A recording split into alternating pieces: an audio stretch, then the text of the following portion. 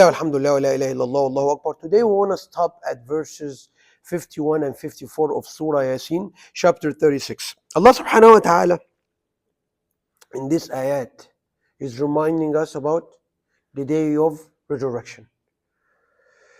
I want you to imagine somebody who committed a murder 30, 40 years ago. The guy he moved to a different state, he took somebody else's identity, he took a new identity, he lived in a new house, he married, he started a new life, he have kids, he have a job. And then at certain time, for any reason, DNA match, somebody see him or identify him. After 30, 40 years, that person, after he thought that everything he have done in his past, that the mass murderers, if he commits several murders or the rape or whatever he have done, or the rape or the killing or the torturing or the stealing, he think nobody will know about it. And he's done. And he can live free for the rest of his life. But at that moment, DNA evidence, somebody identify him, that person will be brought back to justice. And then at that point, this guy will say, oh my God, after all these years, I will pay for the crime I have committed these years. Allah subhanahu wa ta'ala is the same thing. A lot of people, they think that this life, it's over and that's it. That's why you see the competition. That's why you see the temptations, the whims, the desires, and the devil is controlling the people's choices.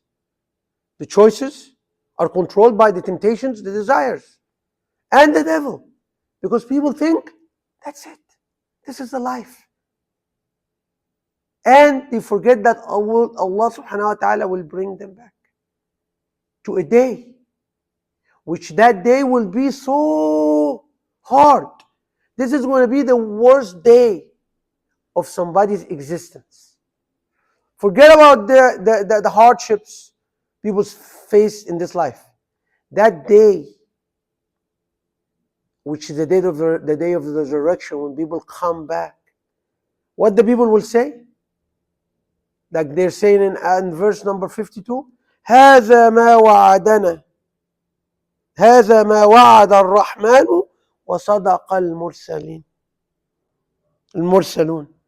This is the day which Allah subhanahu wa ta'ala, the Creator, have promised.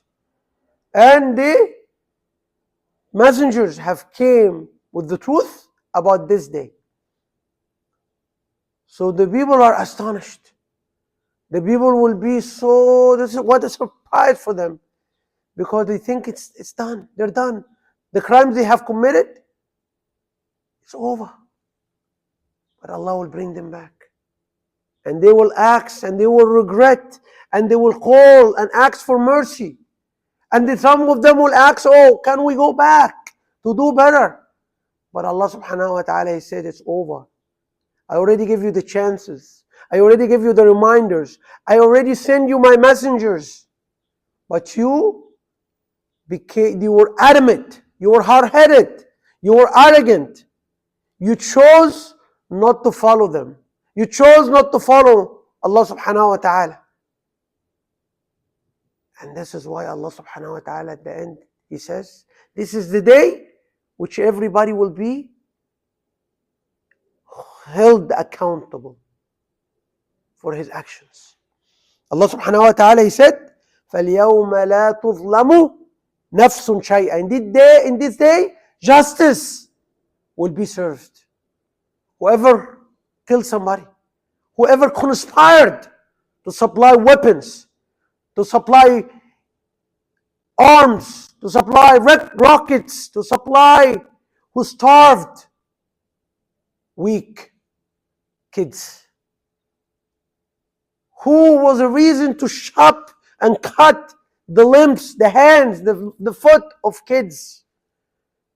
Whoever supported that, whoever supported the killing, the raping of helpless people will be responsible and will be held accountable in the court of Allah subhanahu wa ta'ala at that day. Which people, like we said, they will cry. Same way when a kid comes to existence crying, these people will cry again at that day. It will be the worst day in their existence. Why? Because they never expected and they never prepared. They're never prepared for that day. Allah subhanahu wa ta'ala at the end of the day, He says, the nar, the hell, will be the final destination of these people.